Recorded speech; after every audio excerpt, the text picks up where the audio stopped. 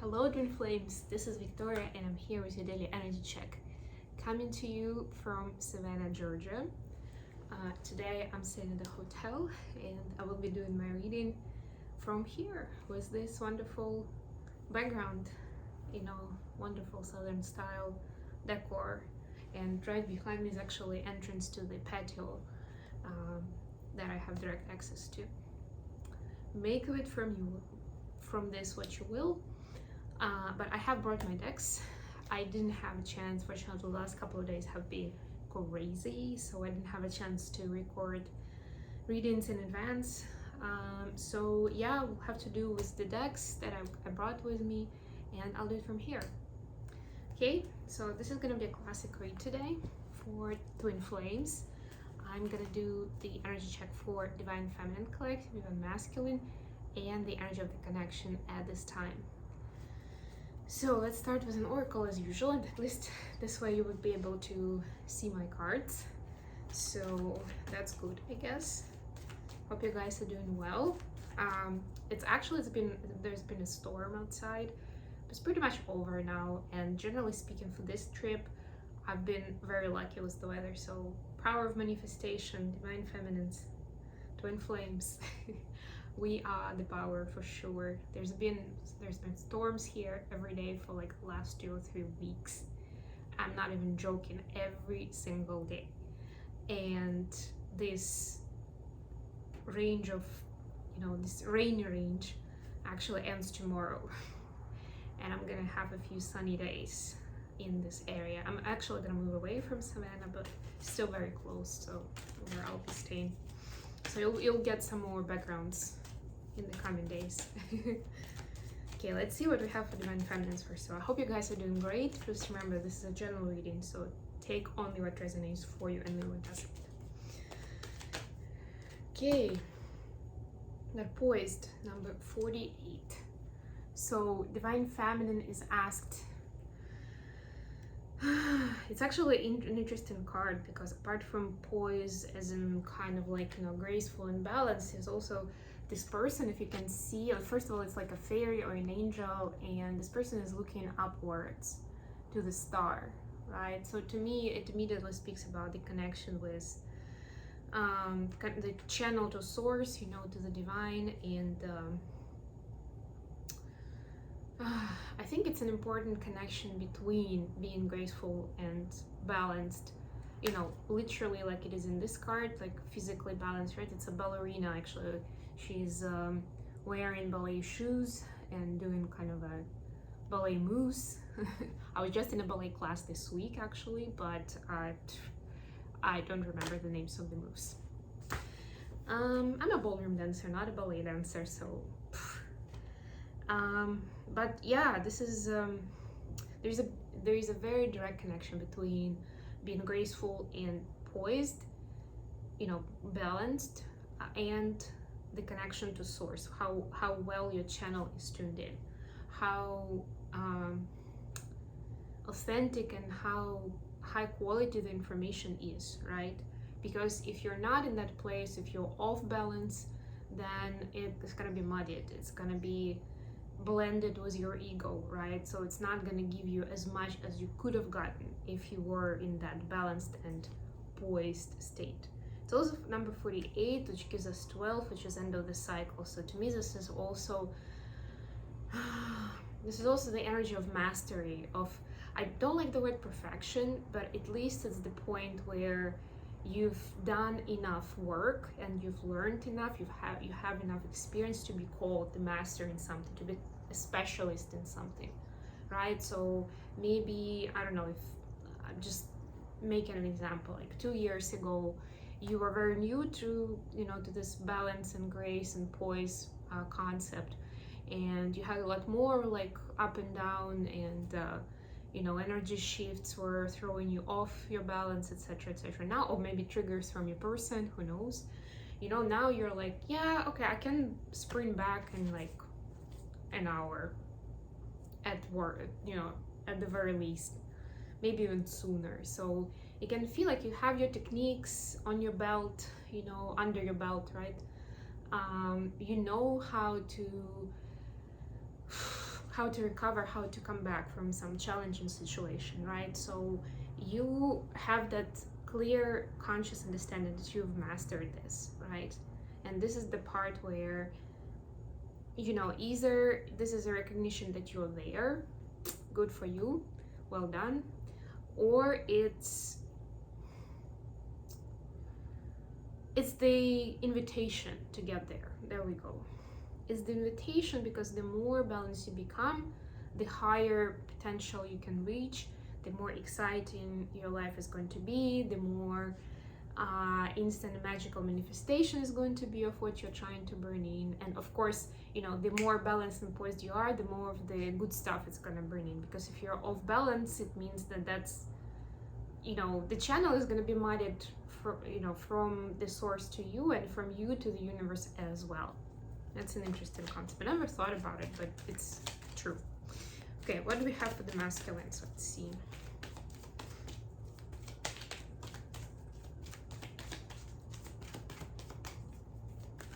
I know you're gonna be bored with these cards by the time I'm back home, but they are good cards. These are my classics. I love them. And yeah, we can do so many different things. I will try to make it more versatile with a little bit different spreads and formats on different days, so we'll see. And of course on Thursday is gonna be new moon, so I'll probably do a new moon reading on Wednesday actually. All right, we've got by the book number 11. So this is like the shaping the idea. That's what I'm calling it. Number 11, I mean.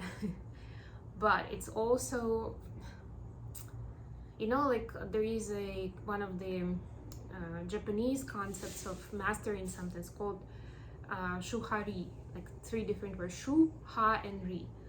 And the first one, I'm not gonna go into that philosophy or that approach in detail. You can look it up. But shu, the first one, is about, you know, it's like that apprenticeship stage where you are working with someone who is more knowledgeable and you're repeating what they're doing. So you're learning from others who have the knowledge, who have the mastery. You're not adding anything of your own, you're just following what they're doing.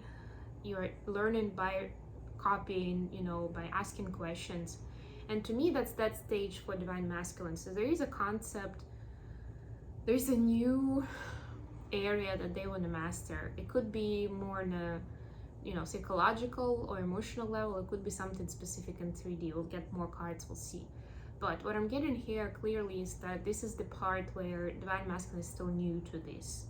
And they cannot, like, you know, wake up one day and revolutionize the area. Like, just like, yesterday they didn't know anything about it, or, you know, didn't have systematic knowledge about it. And today they're gonna change it all and innovate. No, it's not gonna happen. They first, you know, and this is the by the book part, where it's important to recognize the experience from ancestors, from the society, right? And of course, not all of it is like, not all of it is cut and dry, not all of it is black and white, not all of it is useful or true, but there's a lot of good stuff, right? And it's just silly to completely disregard the previous experience and knowledge and start from scratch. Nobody wants to reinvent the wheel.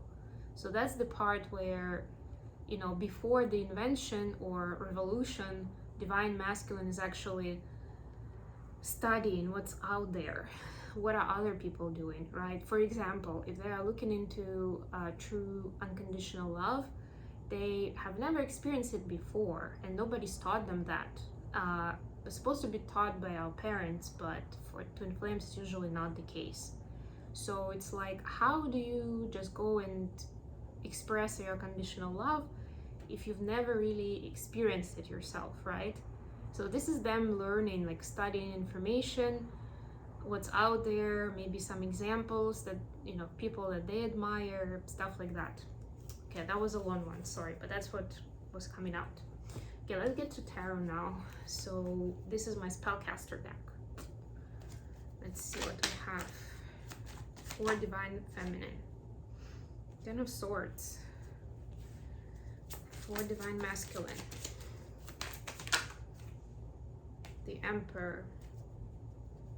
What do we have with the connection? Twin flame connection energy. I will pull some clarifiers as well.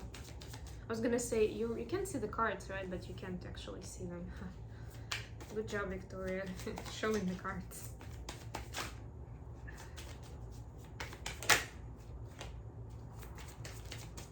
Okay, Six of Swords. Bottom of the deck, Queen of Pentacles. Like it. I like it a lot. Please clarify Ten of Swords. Please clarify the Emperor. Please clarify Six of Swords for the connection.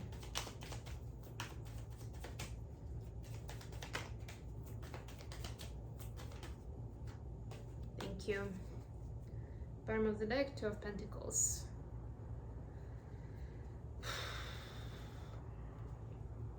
And it's interesting because it's Two of Pentacles here, and it was Queen of Pentacles, was the Queen holding a huge pentacle here.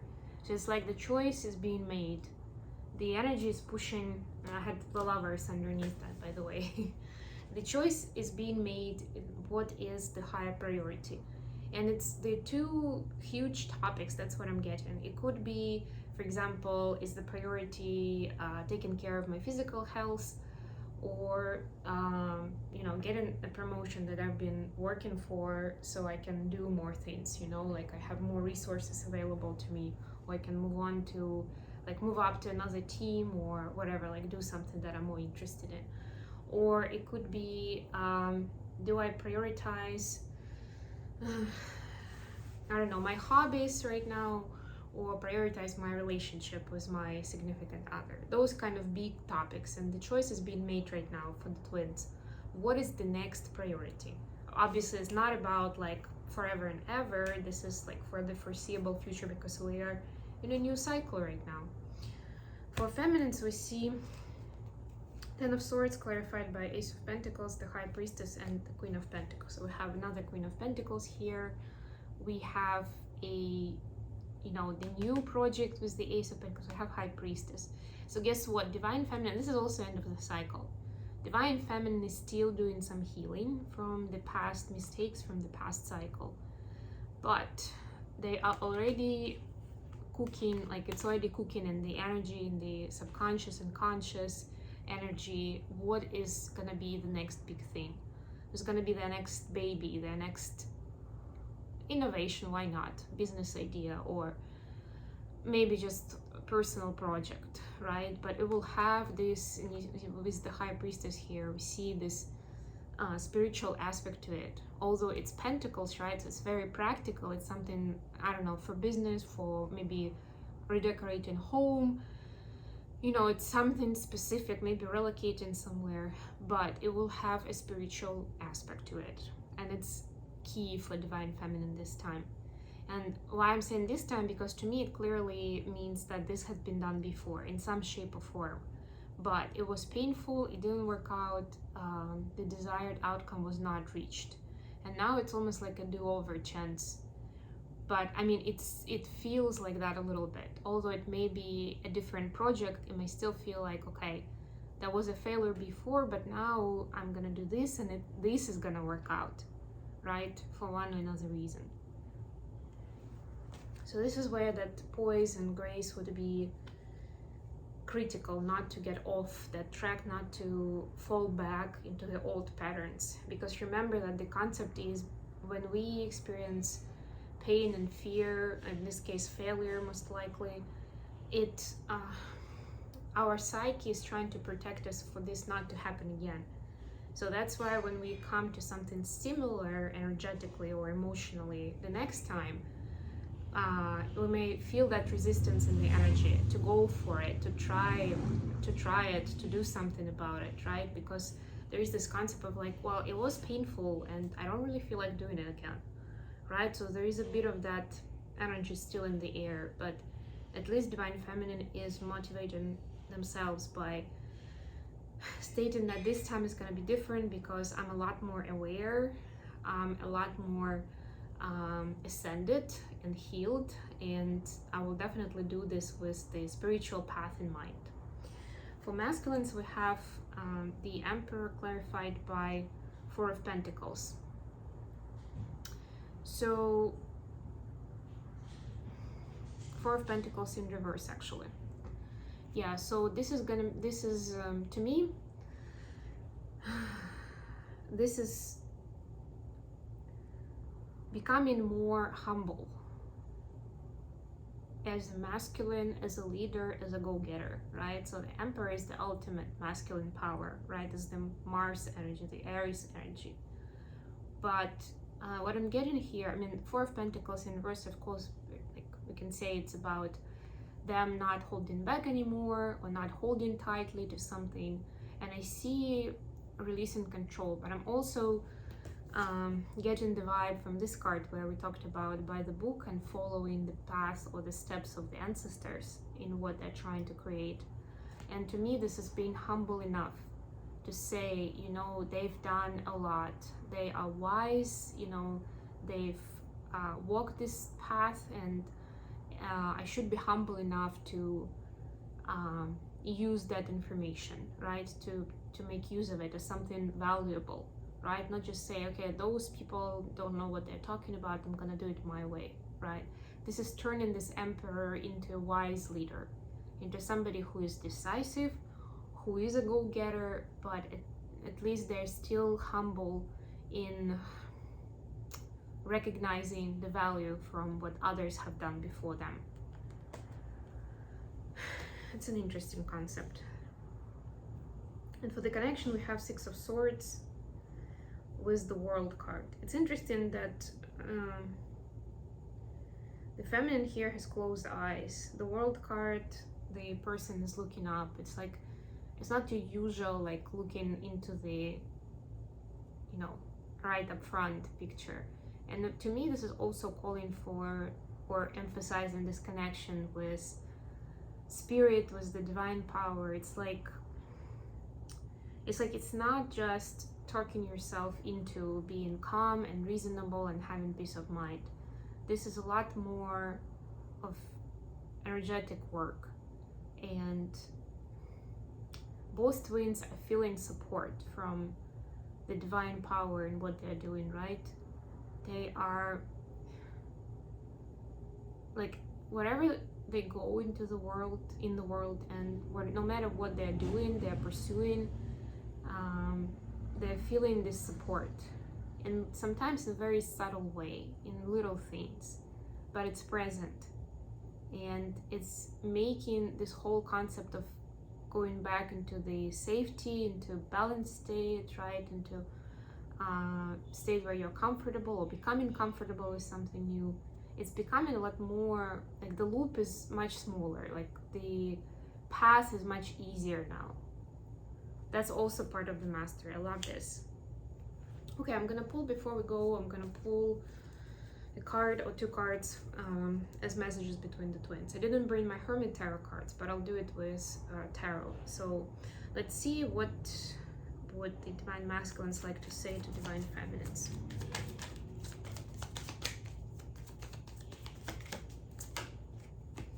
Okay, we got Judgment and Temperance. Wow, two major arcanas. So Divine Masculines are very deep into their energetic work.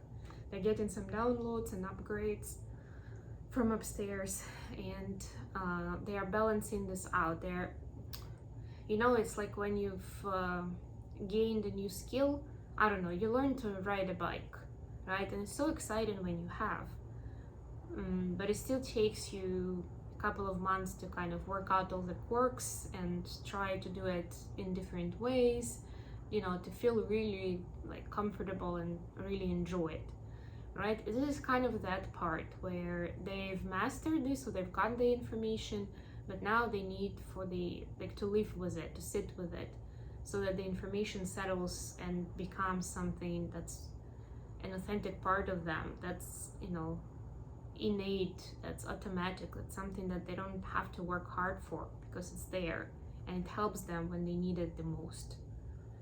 This connection with source, this balance between masculine and feminine, ability to find answers within. What about message from feminines to masculines? I'm gonna take this deck for it. Please give us some messages from Divine Feminine to Masculines.